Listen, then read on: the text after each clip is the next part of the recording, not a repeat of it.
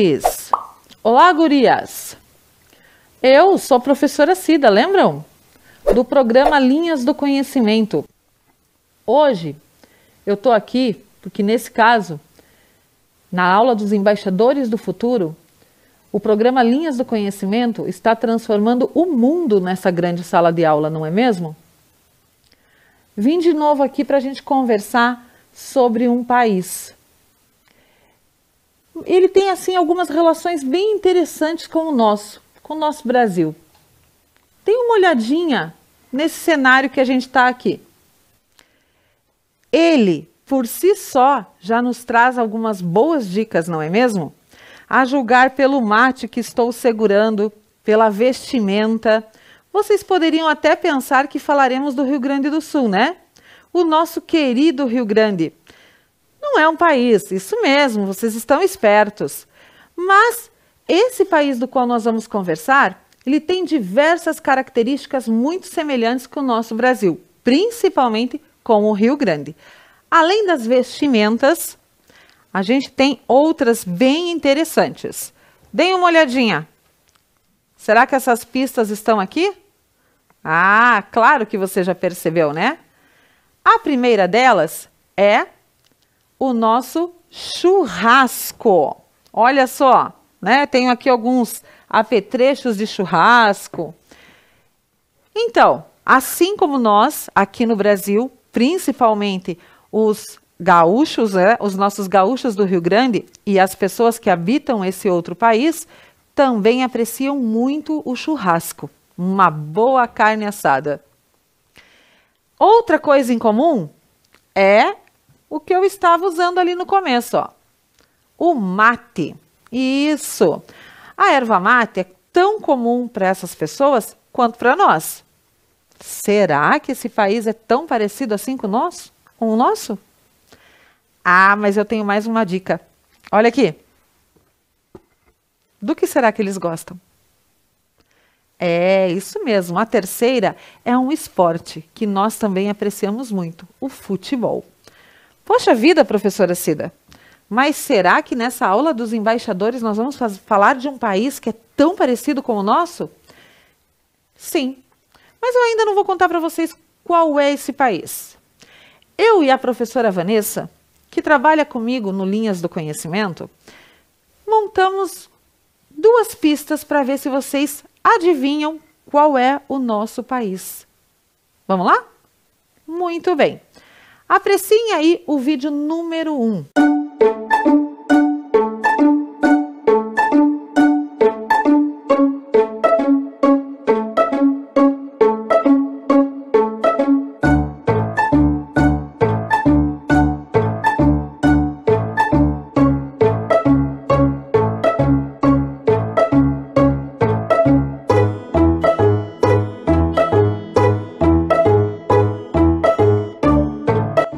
Essa pequena rua que nós estamos agora, ela tem a ver com o país da nossa videoaula.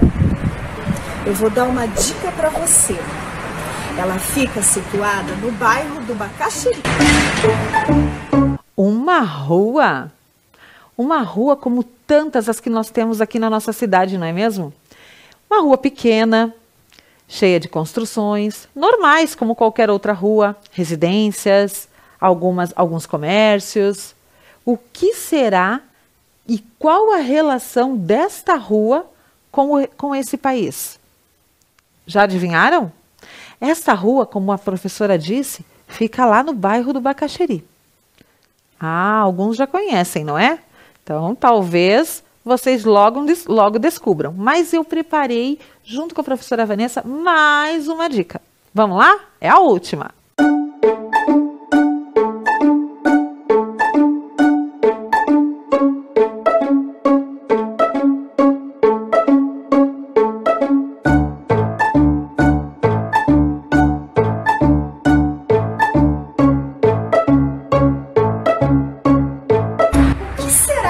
Este lugar tem a ver com o país que nós vamos falar um pouquinho hoje. Eu vou dar uma dica para você. Ele está relacionado à educação. colégio. Ah, agora eu acho que vocês já conseguiram identificar algumas coisas, não é mesmo? O que será que esse colégio tem a ver com o país referido? Pensa um pouquinho. Como ela disse, ele fica no Capão da Embuia. Alguns estudantes já até sabem de quem eu estou falando, né? De qual colégio eu estou falando. Então, vamos decifrar essas pistas? Acertou quem disse que as duas pistas têm relação com esse país pelo nome. Isso mesmo, olha, a primeira é a Rua Uruguai. Isso, olha lá. A professora Vanessa foi até a Rua Uruguai e nos trouxe um pouquinho disso para a gente conhecer, né? Fica lá no bairro do Bacaxeri, ou melhor aqui, né, em Curitiba, no bairro do Bacaxeri. E a segunda? Será que é Colégio Uruguai? Isso aí, gente, é o colégio chamado República Oriental do Uruguai. E fica no Capão da Embuia, um colégio estadual que nós temos aqui na nossa capital. Muito bem, tirando essas pistas, o que será que essas analogias querem nos dizer? Que tal? A gente precisava apresentar esse país de uma forma diferente, né? Então, que tal conhecermos um pouquinho dessas relações diplomáticas entre o Brasil e o Uruguai? Vou esperar um pouquinho para que você separe o material aí. Não precisa ser muita coisa. Acredito que você já tenha à mão um caderno e um lápis ou caneta para que você faça algumas anotações para registrar essa aula. O que é importante? Sempre quando nós assistimos alguma aula, é importante que a gente anote algumas palavras significativas que nos tragam um pouquinho da lembrança do que foi tratado naquele assunto, certo? Então vamos lá? Vamos junto comigo? Pega o seu caderno, pega o seu material e vamos embora? Não esquece, a higienização das mãos sempre que nós trabalhamos ou pegamos em algum material é sempre importante, né? Vamos lembrar disso para poder repetir dentro da sala de aula quando nós lá estivermos. Então, olha só, relações diplomáticas entre Brasil e a República Oriental do Uruguai. Muito bem. Além de nós conhecermos um pouco mais sobre a história e a cultura desse pequeno país latino como nós, que é o nosso vizinho fronteiriço lá no sul, né? No sul do sul, porque aqui estamos no sul também, a gente vai conversar um pouquinho sobre as relações diplomáticas que existem entre os dois. Vamos começar por elas? Vamos lá. Então, a Embaixada do Brasil. Como vocês já sabem, toda relação diplomática estabelecida entre países necessita de uma sede, não é mesmo? Com o Uruguai não poderia ser diferente. Nós temos uma Embaixada do Brasil na capital, Montevidéu. Esta sede fica numa construção chamada Palácio de Pietracaprina. É um nome bem difícil, né? A gente vai acostumando com o tempo. Pietracaprina. Esse palácio, ele é um dos grandes monumentos do Uruguai, considerados pelo patrimônio histórico como uma das grandes construções. Tanto é que esse palácio, ele abre para visitação um dia, uma vez por ano, exatamente no Dia do Patrimônio Histórico Nacional do Uruguai. A sua arquitetura é considerada uma arquitetura modernista, porque ela é do século XX, né, do século passado, nesse caso, mas é considerada uma arquitetura modernista e traz muitas características dessas construções, além de muito bonita. Vale a pena fazer uma visita nesse palácio. Aliás, você pode encontrar um pouquinho mais sobre ele se você for pesquisar um pouco mais na internet. O embaixador do Brasil no Uruguai é o senhor Antônio José Ferreira Simões. Antônio Simões. Ele é nascido em 1960, no Rio de Janeiro, fez a carreira de diplomacia, antes disso foi formado em Direito, fez a carreira de diplomacia no Instituto Rio Branco, como a maioria dos embaixadores brasileiros, né? Você faz a sua formação superior e depois você cursa o curso de diplomacia para você poder ingressar nessa tão brilhante carreira. É uma academia responsável pela formação de todo o corpo diplomático brasileiro. Então, vale a pena a gente também investigar. Se de repente se despertar a vontade de você ser diplomata, olha aí, ó, já tem um caminhozinho para você ir pesquisando, certo? Ele está na função de diplomata há muito tempo, porém, agora, atualmente, ele está como diplomata no Uruguai, como embaixador do Uruguai, do Brasil no Uruguai, tá? Em Montevidéu. Já a Embaixada do Uruguai no Brasil, ela situa-se lá no setor das embaixadas. Como você já viu em diversas das nossas aulas, o Brasil, em Brasília, há um setor específico para colocar todas as embaixadas. Todas elas ficam lá, nesse mesmo setor da cidade.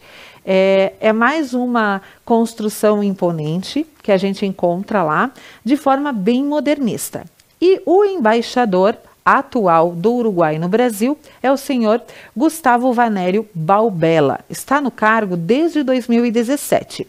Também está formado em Direito e Ciências Sociais pela Universidade da República do Uruguai e é membro desse Serviço Exterior dos Ministérios das Relações Exteriores desde 1980. Então, todas as pessoas que trabalham nesses cargos, elas já têm um caminho bem grande aí percorrido dentro das relações exteriores, para depois tornarem-se embaixadores. O laço que une as relações entre o Brasil e o Uruguai, né, para ter, é um status de países do Mercosul. Então, isso é importante. Talvez você já tenha ouvido falar nas nossas aulas anteriores, né? Nós já passamos por algumas videoaulas que abordaram o assunto. Então, Mercosul, Mercado Comum do Sul, foi um bloco criado em 1991 com o objetivo de promover a integração econômica de vários países da América Latina, né? Da América do Sul. Então, vamos entender aqui no mapa. Observe aí o mapa de vocês com maior tranquilidade. Os países que estão ali destacados em azul, você vai entender que são os países fundadores do Mercosul. É o bloco de países que fundou o Mercosul. Então, observe ali a legenda. Isto, muito bem. Ali, os países destacados em amarelo são os países que são membros associados, né? Eles não fazem parte do bloco, mas são associados. Por isso, tem algumas relações mais próximas com os nossos países e mais fáceis também em relações econômicas. Já aquele país que está destacado em laranja é a Bolívia. A Bolívia está em vias de entrar no Mercosul. E aí, a gente tem um outro país lá em cima, que vocês estão vendo, que está em cinza. É a Venezuela. A Venezuela, apesar de ser um membro do bloco do Mercosul, atualmente ela está suspensa por ter quebrado o acordo dos direitos humanos existentes entre os países do bloco. Então, por enquanto, ela está em fase de suspensão. Ela não faz parte do Mercosul, mas também não foi banida, né? Está em suspensão. Vamos conhecer um pouquinho mais sobre a localização agora do Uruguai. Olha só. Muito bem. A gente pode observar ali que geograficamente o Uruguai fica muito ali naquele cantinho abaixo do sul do nosso Brasil, certo? Isso mesmo, é aquele pequenino país que está ali. Essa localização geográfica faz com que ele seja vizinho em comum, como nós, da Argentina e do Brasil, né? Então, nós temos ali uma tríplice fronteira, no caso, muito próxima. Observando ali, ó, as fronteiras internacionais. Então, fronteira 1, Brasil. Fronteira 2, Uruguai. E aí, eu quero destacar para vocês 3 pequenos pontos no mapa, que nós vamos conversar um pouquinho mais. A capital, Montevidéu. Observem ali. A colônia de Sacramento e Punta del Este. Especificamente sobre o Uruguai, nós vamos conversar sobre esses 3 locais. Cada um tem a sua importância. Vamos começar então pela capital, Montevidéu, tá? Ela está localizada no sul do país, ali na reentrância do Rio da Prata, como você viu naquela fronteirinha onde tem um rio, né? É o Rio da Prata. Já deve ter ouvido falar bastante desse rio, porque ele é histórico, né? Faz parte da história da colonização da América do Sul, pelos portugueses, pelos espanhóis, enfim, pelos europeus. Ela foi fundada em 1726 pelos espanhóis, que deram o nome desse lugar de Banda Oriental do Uruguai, tá? A referência, ela faz, na verdade, esse nome ele faz uma referência à margem leste do Rio da Prata, do Rio Uruguai, que faz uma divisa entre Argentina e Uruguai. Observem ali o mapa, estão vendo? Isso ali, ó, aquela parte em rosa que está no mapa. Muito bem. Mas a gente vai conversar um pouquinho mais depois. Vamos conversar sobre a população. Então, a maior parte da população uruguaia, ela descende de espanhóis ou italianos. Isso mesmo. Há algumas minorias de mestiços com indígenas, europeus e outros de origem africana. Cerca de 1/3 dessa população se concentra em Montevidéu e nos seus arredores. Portanto, o país ele tem uma população bem menor do que a nossa e está mais localizada naquela parte, né? Isso porque a maioria das cidades ali são as mais populosas. Montevidéu é a mais populosa de todas, né? Os moradores dos pampas uruguaios, quer dizer, dos campos, né, são conhecidos como gaúchos, assim como nós. Né? Conhecemos os nossos rio-grandenses, os pampas do Rio Grande, também são conhecidos como gaúchos. Lá também eles chamam de gaúchos, são os gaúchos uruguaios. Daí tanta semelhança com o nosso país, né? O uso dessas vestimentas, porque no campo é muito comum você precisar do chapéu, da bota, né? O próprio lenço, porque ele é usado assim no pescoço, como eu estou fazendo como enfeite, mas ele é um acessório para proteção. Eles viram e no vento eles colocam sobre o nariz e a boca, certo? Então essa é a função principal do lenço. Continuando lá, vamos conhecer um pouquinho sobre a forma de governo. Então, o atual presidente do Uruguai é Luiz Alberto Lacalle Pou, né? O Uruguai possui um sistema de governo presidencialista, assim como o nosso, ele é uma república democrática, né? Porém, tem algumas diferenças do nosso. O presidente ele é eleito para um mandato de 5 anos e a Constituição uruguaia não permite que ele seja reeleito na sequência. Por exemplo, ele não pode governar o país, ser reeleito e continuar governando. Então, o que acontece? Ele precisa pular um governo. Então, ele governa, vem um outro governo e aí talvez ele possa se candidatar de novo e ser reeleito novamente, certo? Então, o sistema deles é parecido com o nosso, mas tem essas diferenças, ok? Agora a gente vai conversar um pouquinho. O Luiz Alberto está há pouco tempo no cargo, desde março de 2020. Tem aí um mandato de 5 anos para cumprir. Vamos conhecer um pouquinho da história desse país? Então, a gente falou sobre a capital, o sistema de governo, que é onde realmente se localiza o governo uruguaio, que é Montevidéu, né? Agora a gente vai conhecer um pouquinho sobre a história do Uruguai. Então, presta atenção aqui, nesta imagem. Ela representa os antigos índios charrúa, os primeiros habitantes dessa região. Então, a história do povoamento do Uruguai, ela é muito parecida com a nossa do Brasil. Apesar de já existirem moradores lá, muitos grupos indígenas, com destaque especial para os charruas, né? Os portugueses e espanhóis se aventuraram a colonizar essa região. Então, assim, o que acontece? Ela é contada, a história do povoamento, ela é contada a partir da chegada dos povos europeus na região. Anterior a isso, ninguém conta, né? Mas os moradores já estavam lá, já existiam lá. Então, por volta de 1516, ali nas províncias, nas margens do Rio da Prata, os espanhóis chegaram. Só que eles tiveram uma resistência muito grande com os indígenas charrúa. Eles foram hostilizados pelos indígenas, óbvio, né? Eles estavam chegando no território deles e simplesmente queriam pegar. Então, os charruas resistiram. Ao contrário dos nossos, né? Os nossos grupos indígenas, eles acabaram fazendo amizade com os povos europeus. E aí acabaram depois sendo dizimados por conta disso. Mas os charruas resistiram.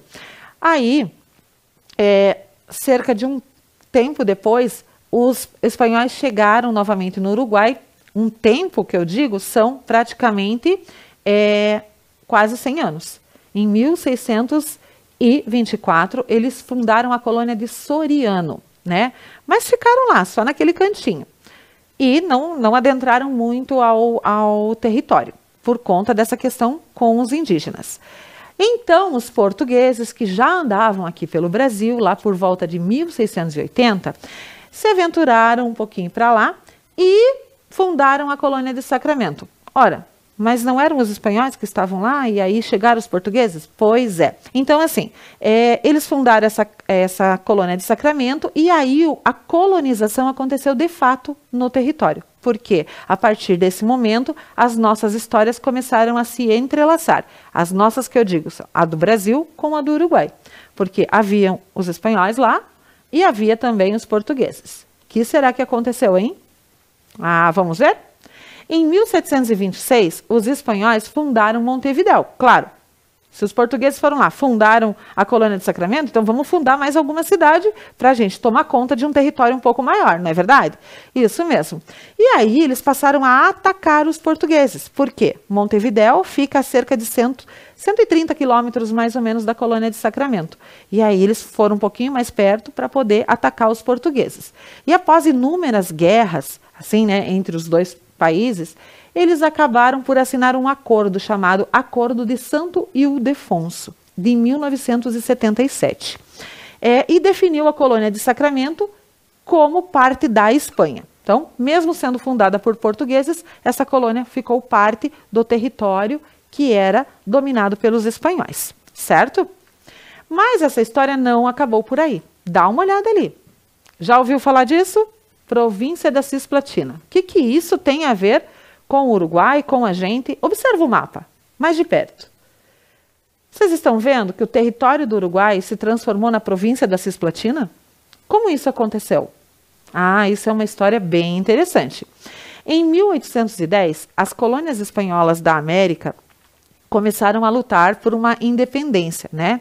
Derrotando os espanhóis. O que aconteceu?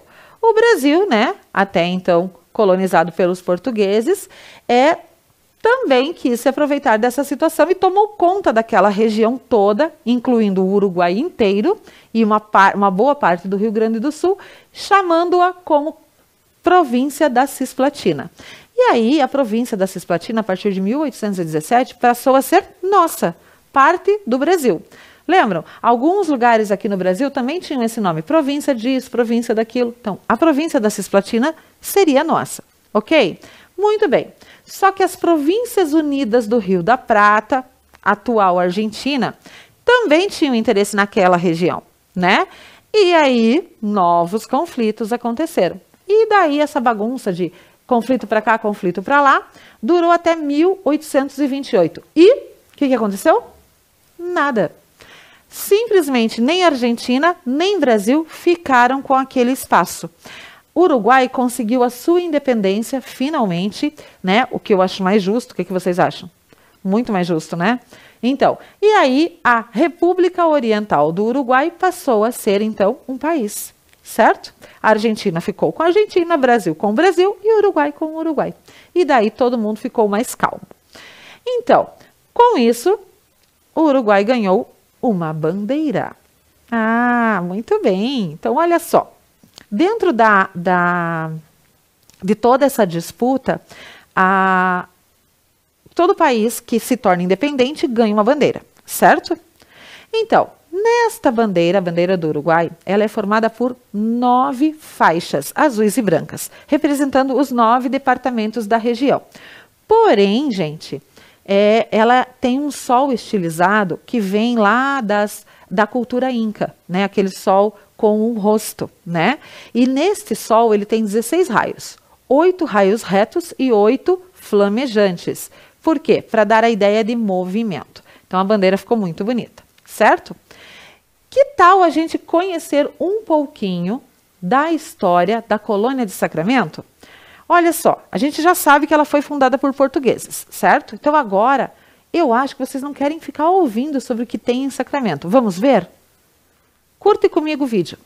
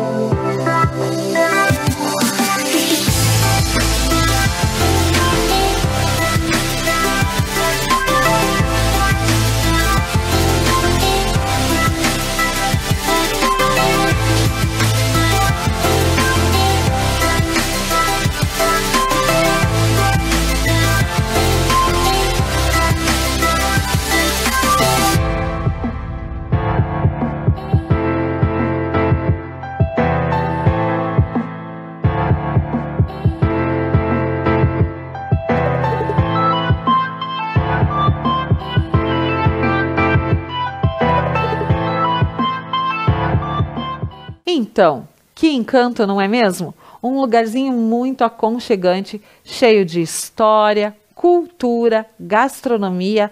É um convite para que a gente faça uma boa visita, nem que seja uma visita virtual, não é mesmo? Eu gostei muito. E vocês? Ah, muito bem. Mas lembra lá no mapa? Eu circulei Montevidéu, falei um pouquinho sobre a capital, circulei Colônia de Sacramento e circulei mais alguma coisa. Que será? Ah, a gente não pode falar só das relações diplomáticas sem a gente estabelecer também uma relação de turismo, não é verdade? Então, vamos turistar comigo? Que tal a gente turistar pelas praias do Uruguai? Ah, mas não todas, porque aquele litoral, gente, tem 660 quilômetros de praia. Então, eu escolhi, assim, um espacinho para a gente conversar um pouquinho mais. O resto, professora? E o resto, professora? O resto eu deixo para vocês. Tá curioso? Procura aí. Quem sabe você descobre mais coisas e daí me conta, né? Que já que eu estou compartilhando com vocês, vocês podem compartilhar comigo. Então, vamos lá? Então, olha só. No quesito praias, o Uruguai tem para todos os gostos. Então, ao longo desses 660 quilômetros de litoral, nós encontramos praias modernas, praias urbanas, praias selvagens e até as praias chamadas hippie chic. Ó, não é só hippie, viu? É um hippie chic. Veja bem. O que isso quer dizer? Tá aí um bom desafio. O que isso quer dizer? Uma praia hippie chic. Esse desafio eu deixo para você. Procura e me diz. Outra questão, depois vai ter um outro desafio na aula, anota aí, tá? Então, descobrir o que é uma praia hippie chic, tá? Tem mais um, não vou contar agora. Então, Punta del Este é uma cidade que fica a 130 quilômetros da capital Montevidéu. Ah, mais ou menos a mesma distância que Sacramento fica, certo? Ok. Então, esse é o balneário mais famoso do Uruguai. Lá a gente encontra muita coisa. Assim, muitos monumentos, muita coisa para fazer, praia, coisas para se divertir, comida, tudo maravilhoso, né? Tudo aquilo que a gente quer, né?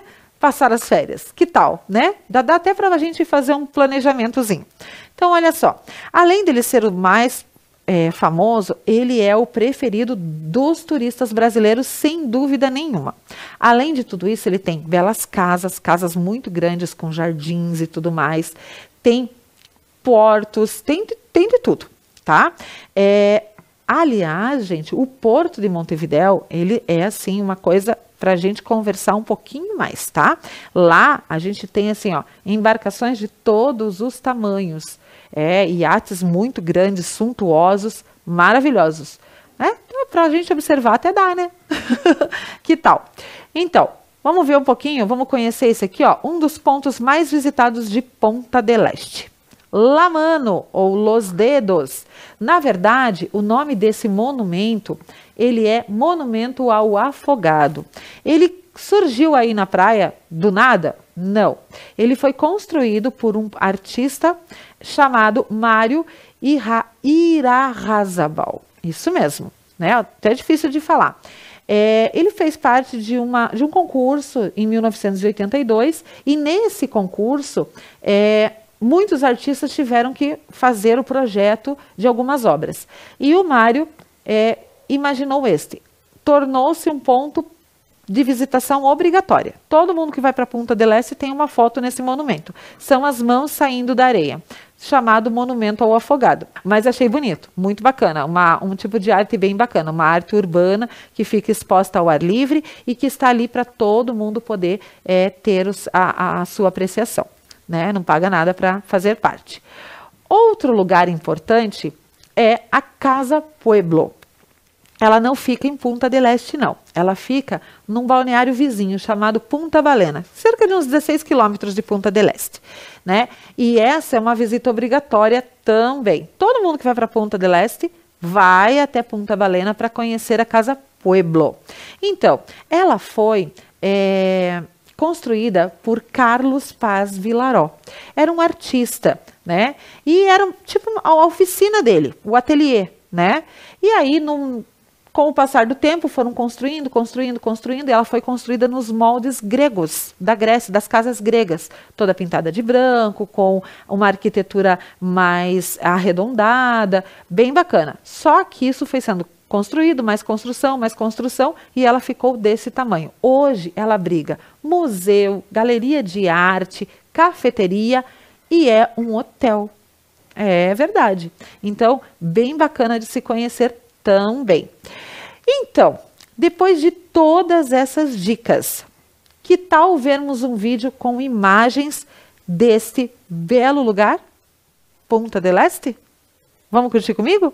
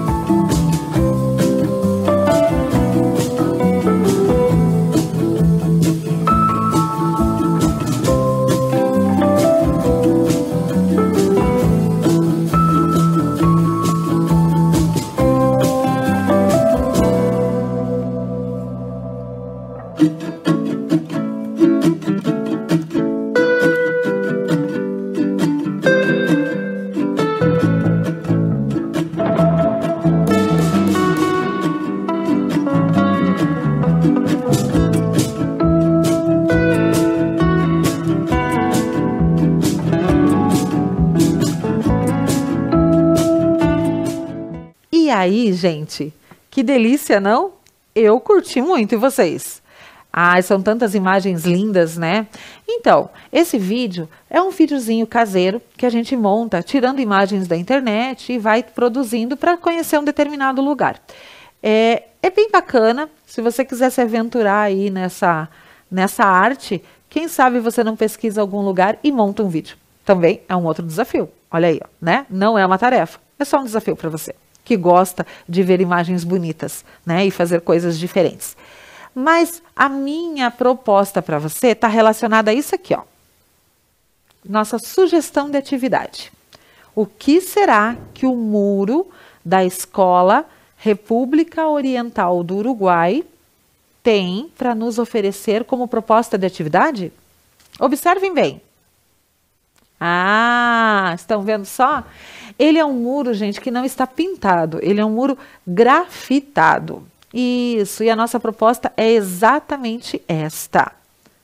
É fazer um esboço de grafite. Por que é um esboço? Primeiro de tudo, nós temos essa inspiração do muro da República Oriental, do Colégio República Oriental do Uruguai, né? Da escola, desculpa, né? O grafite, ele é um tipo de arte que a gente encontra tanto aqui no Brasil quanto lá no Uruguai. Eu trouxe para vocês 2 locais aí, ó. Um deles é da capital, Montevidéu, a primeira imagem ali, ó. Estão vendo?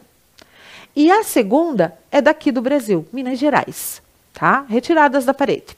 Muito bem. Então, observando um pouquinho dessas imagens, pense aí, né? Como você poderia fazer um esboço de grafite? Por que eu digo um esboço? Para para fazer grafite, a gente tem que saber a técnica. Antes de qualquer coisa, o grafite ele é um tipo de arte urbana feito em parede ou muro, mas ele não é feito como uma pichação. Ele é feito com autorização, porque o grafite é arte. Então, eu vou até o lugar, eu peço autorização aos donos e aí, mediante essa autorização, principalmente por escrito, né? Eu não posso simplesmente dizer, faz aí o grafite no meu muro. Depois eu digo que eu não queria, né? Então, já pega uma autorização por escrito e aí você vai fazer o grafite. Vai marcar um dia, tudo certinho. Ninguém vai fazer grafite à noite, né? Então, assim, a gente vai trazer aqui para vocês esta proposta. Como é que eles fazem? Eles não saem desenhando direto no muro, não, tá? Eles fazem primeiro um esboço. Então, é aí que vai entrar a minha dica. Separe uma folha branca, sem linhas, um lápis e uma borracha. Com este material, você vai estar sendo desafiado a pensar em tudo isso que você conheceu na aula do país República Oriental do Uruguai e suas relações com o Brasil. Pense em tudo. Pode misturar as coisas, porque o grafite permite isso. Então, eu posso trazer informações históricas, informações culturais, eu posso trazer informações práticas, como a população, ou até mesmo sobre as questões das embaixadas, das relações do Mercosul.